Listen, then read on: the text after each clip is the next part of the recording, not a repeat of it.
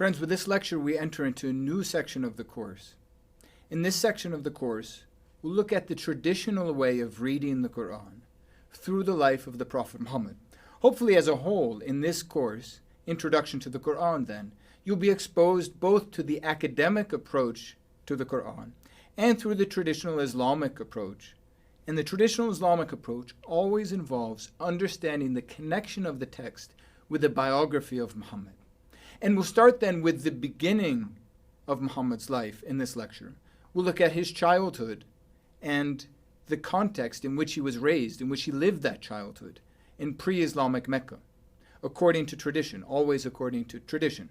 Scholars, in fact, have lots of debates and doubts about exactly where and when the Quran was proclaimed, but here we're looking at the traditional notion of the context in which it was proclaimed. First, before we go any further, we might simply remind ourselves some basic notions of Islamic beliefs around the Quran.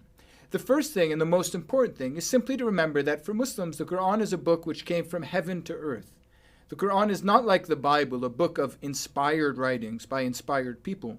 The Quran is God's words.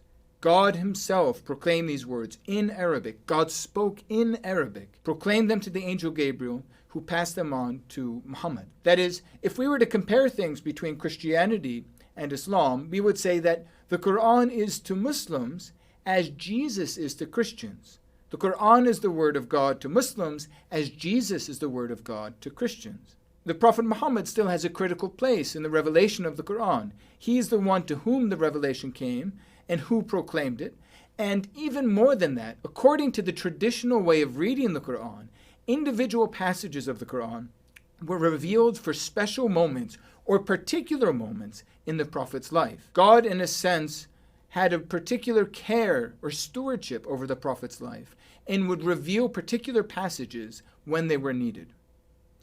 However, we should remember certain things about the nature of the traditional biography of Muhammad. When we have stories which speak about when and where and why a passage was revealed, where do those stories come from? Those stories come from a whole group of literature, a whole body of literature that was written much later than the life of the Prophet Muhammad in the initial proclamation of the Quran. This literature appears about 150 years later, and most of it was written in Mesopotamia. A lot of it was written in Baghdad, which had become the capital of the Islamic Empire in the Abbasid period, a period which begins in 750. Many of these authors of the literature about the life of Muhammad were sponsored by caliphs or leaders of the Islamic Empire. And so they had a particular duty to write the biography in a certain way, in a way that would be pleasing to the caliph. In addition, all of them proceeded with certain theological or religious notions about Muhammad. For the authors of the biography of the Prophet, Muhammad was a perfect man, the greatest of the prophets. In every action he performed, every word that he declared reflects the word of God or the will of God. And we'll see this in the description of Muhammad's childhood. What I'd like to do in describing his childhood, or the context in which he lived that childhood, is to speak of three traditional ideas about pre-Islamic Mecca, the city in Western Arabia in which Muhammad was born according to tradition. The first idea is that Mecca was a city that was almost drowning in paganism. It was a center of idolatry. The Kaaba, its shrine, the black building we now know today from the pilgrimage that Muslims take once a year. Well, the Muslim community goes on pilgrimage once a year. Each individual Muslim is obliged to do the pilgrimage only once in his or her life. But that same building before Islam was a house of idols, according to tradition. And all of the people of Mecca were attached to this idolatry, this polytheistic pagan worship. The Kaaba, which was originally, according to tradition, built by Abraham and his son Ishmael, had declined and had become a temple of idols. Some scholars imagine that, well, maybe each tribe had their own, each Arab tribe had their own god or goddess, and they put their idol in the Kaaba. And that's why there was an accumulation of idols. All of this is speculation, and we're speaking about a traditional notion in any case. It's important to point out the notion that behind this portrayal of Mecca as a city of idolatrous, polytheistic paganism is the theological bias or the theological perspective of the Quran, according to which polytheism is the greatest evil. It's not a simple or harmless alternative to monotheism. Polytheism is the greatest sin one could perform, this sort of unbelief in God. Indeed, we've seen in the Quran that, according to the Quran, to associate something else with God is the unforgivable sin. And just to sort of qualify what we've been saying, so we don't give a caricatured impression, or maybe give the impression that will lead to a conviction in your minds that, in fact, really historically, Mecca was this way, we have some idea from the Quran itself that maybe the traditional notion of Mecca as a pagan city isn't completely correct. Some of the early surahs of the Quran, or the surahs that are associated with the Meccan period, in fact have lots of biblical material, such as Surah 19, or 23, or 26, or 28.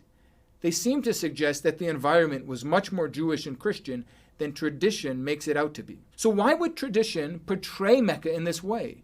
Why make Mecca out to be an idolatrous city? We have two good explanations for that. One, this was a way for the traditional authors of the biography of the Prophet to make the case that Muhammad couldn't have learned things from Jews and Christians, that if he has biblical material which he proclaimed in the Quran, it must have come from God, because there were no Jews and Christians around. He was living in a pagan island where there were only pagans and only paganism and only idolatry.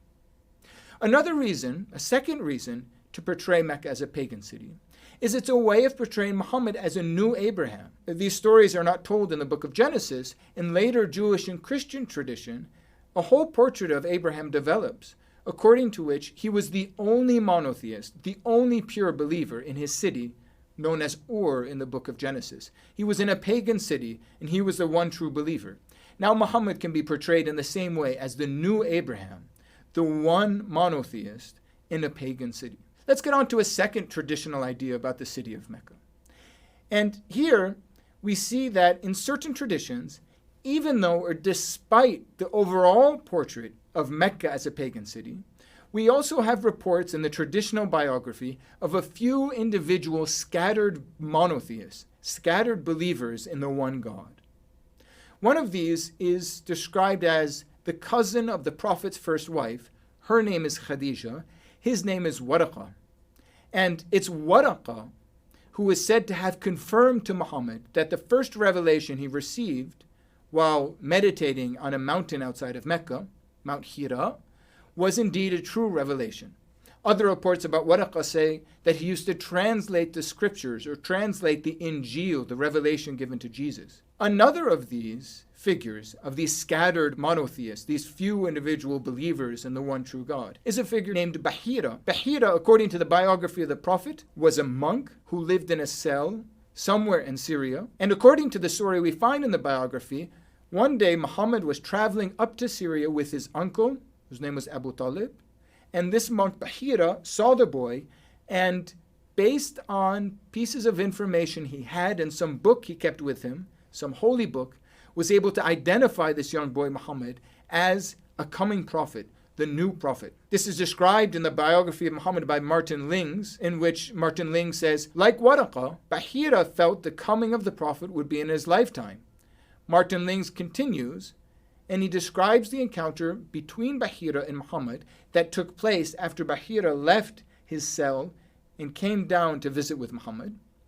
Lings quotes Bahira as saying to Muhammad's uncle Abu Talib, who is sort of the guardian of Muhammad on this trip to Syria, "Take thy brother's son back to his country and guard him against the Jews. For by God, if they see him and know of him that which I know, namely that he's a prophet, they will contrive evil against him." These figures like Waraqah and Bahira, stand out against the general backdrop of paganism and idolatry in Mecca. And they have a particular role. They're meant to act as figures or protagonists that offer signs or proofs of the validity of Muhammad's prophethood. They're also meant to act, or rather to show, to demonstrate how, quote unquote, a true Christian would act. A true Christian, according to the logic of these accounts, would recognize Muhammad. All of this suggests to us, once again, that the authors of the biography are concerned with a certain apologetic presentation of Muhammad. They're concerned with constructing proofs or arguments which show that just as they claim, Muhammad is a prophet of God. And one final traditional idea about Muhammad's childhood in pre-Islamic Mecca, is to describe the reports of miracles attributed to him. Again, this is a sign of the apologetic nature of this biography literature. The Quran itself suggests that Muhammad had no miracles. Indeed, Quran chapter 29 verse 50 has, "And they said," that is, the unbelievers said, "if only a miracle from his Lord was sent down to him. Say," that is, God declares, commands Muhammad, say, Muhammad then is supposed to say, "Miracles are only with God, and I am only a clear warner." In this passage, Muhammad in the Quran seems to have been told to declare, "I have no miracles." But by contrast, the biographies have many miraculous accounts, many stories of the wondrous signs that Muhammad achieved, even before his call to prophethood. Even before he was called a prophet, he was visited by angels and blessed by God. For example, one story tells us that when the boy Muhammad was taken into the desert by his foster parents, well known to us is the story of his foster mother named Halima, it said that they had a camel with them, a she-camel, who would give very little milk. But as soon as they took the boy Muhammad with them, the udders of the she-camel filled up, and everyone was able to drink of her milk. Another story that involves angels this time is that when Muhammad was a child, two men visited him, dressed in white garments. That is, they were two angels. They came with a gold basin full of snow. They took Muhammad, opened up his chest, took out his heart, split open his heart, and removed from his heart a black clot, which they threw away. And then they washed his heart and his breast with the water that was in this golden basin. Later in Muhammad's life, just to continue a bit this conversation of the miracles of Muhammad, after his call to prophethood, we have many stories of the miracles he accomplished. Muhammad is said, for example, to have overcome the strongest men of the tribe of Mecca, the Quraysh, who was named Rukana. He wrestled him and twice pinned him on the ground. In front of Rukana, the same man, he called out to a tree which traveled across the earth towards him. Or, according to another traditional account of his miracles, he looked up in the sky and the moon split in two. So we have these remarkable miracle accounts. Not all of them are simple signs. He is said to have been protected by angels, and for angels to have taken out vengeance against those who opposed him. Here's one account we have where the angel Gabriel protects Muhammad. Gabriel came to the apostle, that is Muhammad, when the mockers, those who mocked him, were going around the Kaaba. He stood up, and the apostle, that is Muhammad, stood at his side. And they then passed, these mockers, these men who were mocking Muhammad, passed one by one. Gabriel threw a green leaf in the face of one of them, and this man became blind. Another passed, and Gabriel pointed at his belly, which swelled up so much that this man died. A third one passed by. Gabriel pointed to an old scar on the bottom of his ankle. The wound opened up again, and he died of it. A fourth figure passed. Gabriel pointed to his instep, and he went off, and he left, and as he was running away, he fled to a thorny tree, and a thorn entered his foot, and this man died of this thorn. Finally, another figure passed named Al-Harith. Gabriel pointed to his head, and immediately this man's head filled with pus and killed him. We then have a story of how all those who mocked Muhammad received the vengeance of God through the medium of the angel Gabriel. Such accounts tell us that in the traditional Islamic biographies of the Prophet, Muhammad is much more than a man. He's even much more than simply the messenger of God. Muhammad becomes a miracle worker and a man who is protected by the angels.